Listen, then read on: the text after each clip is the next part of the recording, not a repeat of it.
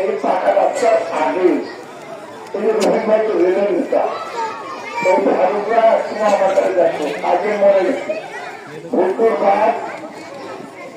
এই আবহাওয়া সিদ্দিক চেয়ারম্যান দেখো কাউয়া থেকে একটা মানুষ দেয় কাউয়া থাকি 40 বছর আগে কথা বলতেছি আমার বাড়ি দেখো মানুষ আমার কাছে মরেছে লেগে চলে আসতো আমি যেটা বলছি যে রেল লাইনের পাইপে পাকা রাস্তাটা হচ্ছে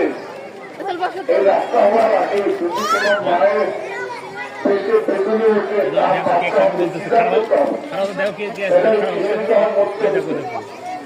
নাহলে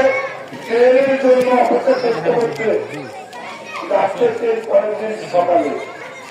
যদি আর হাসপাতালে দিতে পেরেছে পারেনি আজকে 24 ঘন্টা যখন ইচ্ছে তখন কি যেতে পারেন না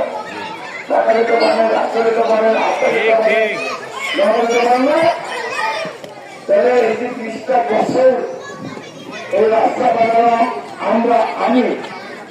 এই 2 বছর আমাকে ঘরে বানাতে চাই না আজকে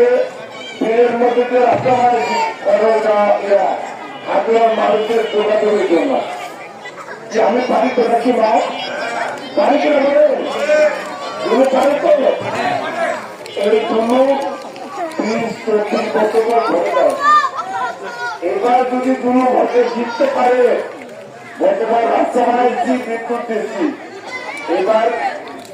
ব্রিজ দিচ্ছে ব্রিজ তার ভুলে গেছি